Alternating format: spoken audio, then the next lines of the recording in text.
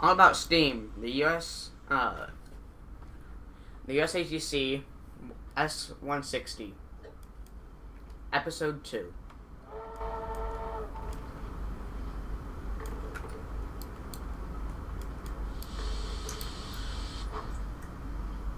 Hello everyone, I'm your host, Mac.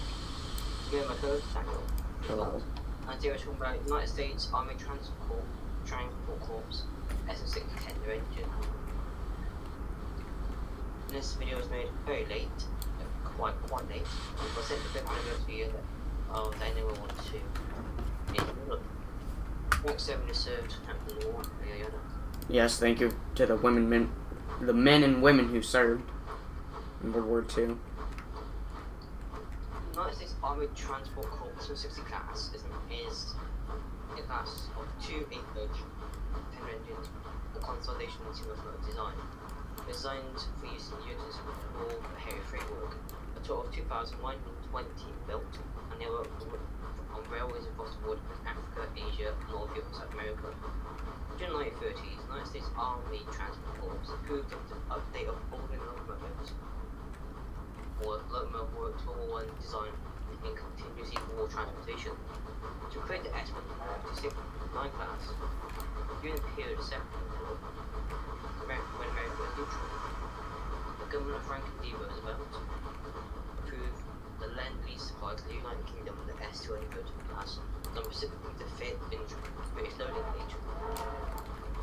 With America's entry into the Second World War, the United States Army Transport Corps they developed a design from which to create a body model for locomotive power on the wrecked railways of Europe, which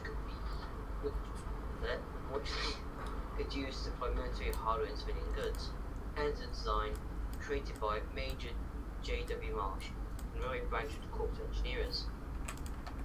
Learned from both previous locomotives, designed on stage principles and built, using methods created efficient and fast construction speed over a long line, such as axle box weakening gears, rolling plates, and riveted castings. Cast frames and a few frames cut from the rolled steel slabs and cast wheels. The front 2 driving axles are sprung independently and the 2 driving axles, so therefore running on full body track. Large individuals derived from a similar design in austerity wood department austerity 280. The Colburn was set above the water tank to improve its visibility while running backwards. Now a list of the numbers from which were built by each locomotive company. The American Locomotive Company built between 70431 70455 in 1942, that's 25. And then in 1942 they built 25 again. In 1942 they built 27. Rapid. All locomotive works in 1943 built 27, from numbers 1677 to 10101. In 1942 they built 25 again, from numbers 1702 to numbers 1726. That should be small. In 1947 they built 100 then as well. From 1727 to 1826, right. New locomotive works in 1942 built back from 144. In 1943 they built 56, 1942 again they built 15. It's just a mess anyway. American Company again built some more. It's a mess and it's up there doing a bit of a mess. Christ, they built a lot.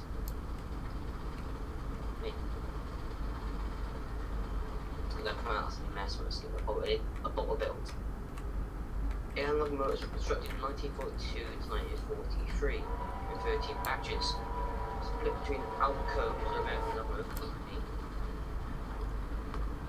Holden and Lehman Locomotive Works, shipped to South Wales, Newport, and dispatched from the GUR Locomotive Depot at Newport Elliott Junction.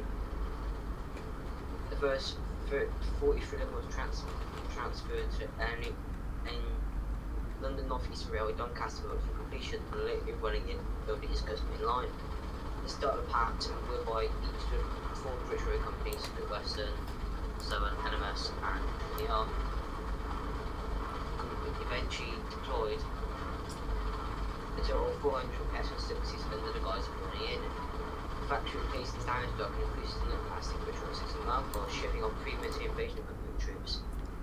The venture department of S160s were 172 Dorset Western Railway, 168 London North Eastern Railway, 50 to the London Mid Scottish Railway, and 6 to Southern. The second batch of 400 S160s were prepared for storage by United States Army Transport Corps personnel in the Great Western's Every Junction locomotive depot in immediate went for D-Day.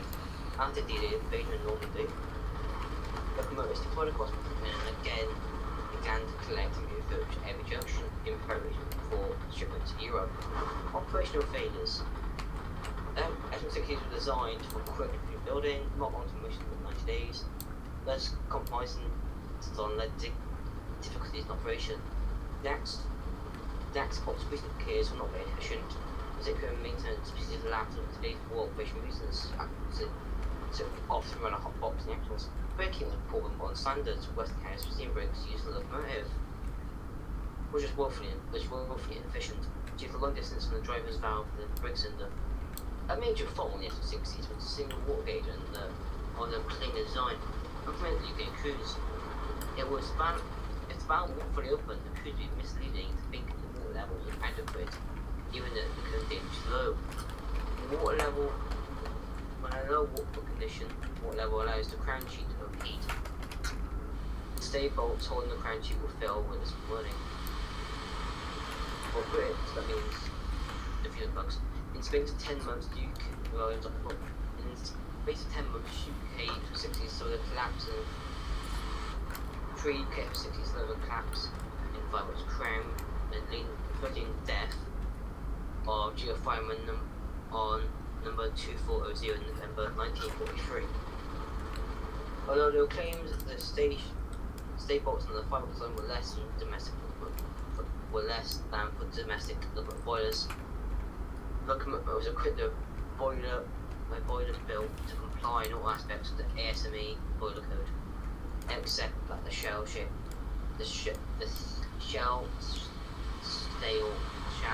having factories sink before.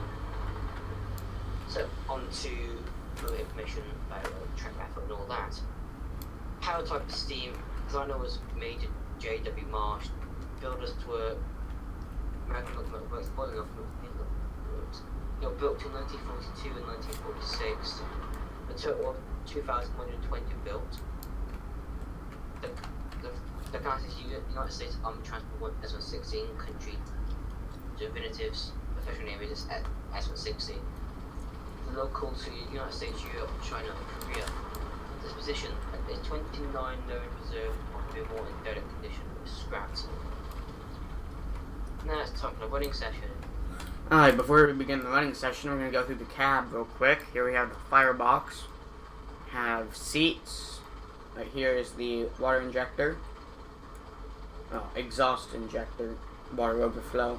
This is the exhaust injector water. Throttle. Reverser. Right here we have the air brakes. Sanders. That doesn't move. This is the locomotive brake. I am pretty sure. Sure it is. Let me check. No, I don't know what that is. Okay. And then behind us we have the coal load, handbrake. Up here we have the steam shutoff, the brake steam valve, the mechanical lubrication, the live steam injector, the air pump steam, and sander steam, exhaust steam injector, blower, and then over here we have the brake steam valve again. We have triple cocks, and then right here we have the glass gauge, here, the vacuum brake. And up here we have the whistle.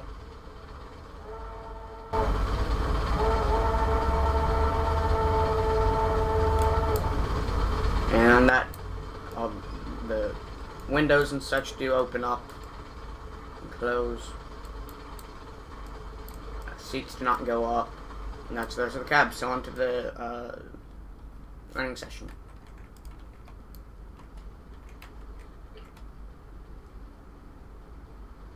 So, with S160, it was, when the first one was it was a bit of a ceremony.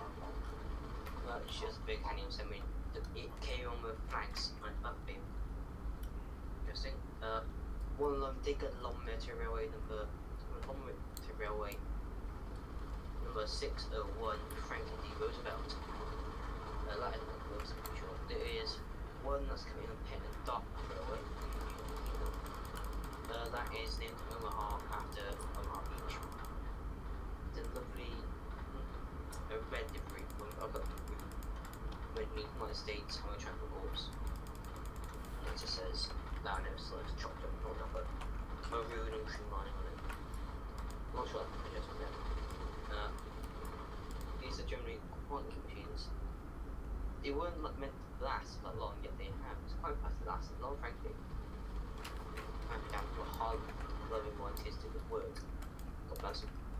And yeah, just they were quite strong. And you would chuff. Yeah. Go chuff. So we're going to Newton Abbey in the corner.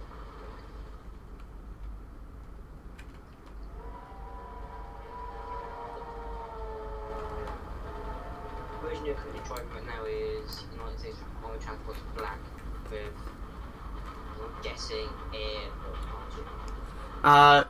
We are pulling, let me count, 1, 2, 3, 4, 5, 6, 7, 8, 9, 10, 10 Warwells with, Cromwells on them.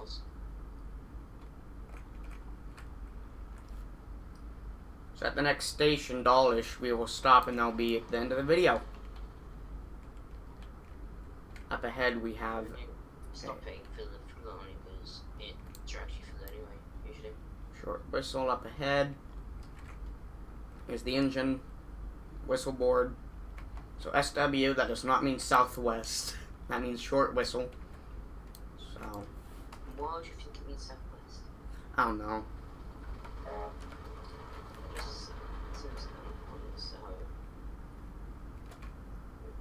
Tide's down. Tide's low. At least it looks like it. You do spot it sometimes, also, mate.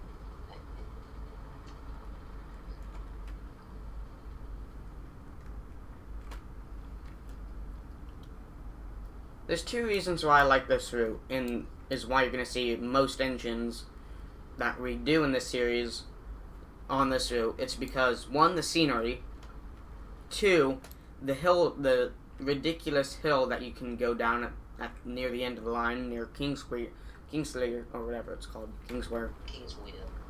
Yeah. It's a Troy Church Wooden, Churchill, Kingswear, I believe. I want to see if I can switch this. Fun fact about the actual route between Payton and Kingswear is absurd right now. The River line now ends at Payton. Which is to Payton to land the Kingswear in a boat to over to Dartmouth. And that's the Payton Dock where we will find the absurd S160. Find Omaha.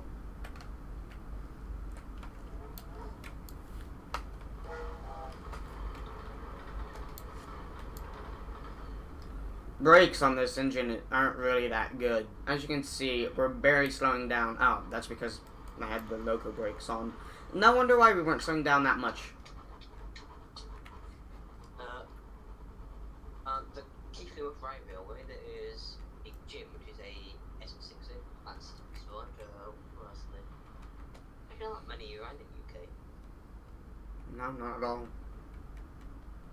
I like the ones with the blue and the red on them. I like those ones. Long routine number 601 and Roosevelt. Yeah. Long meter. Yeah, long meter.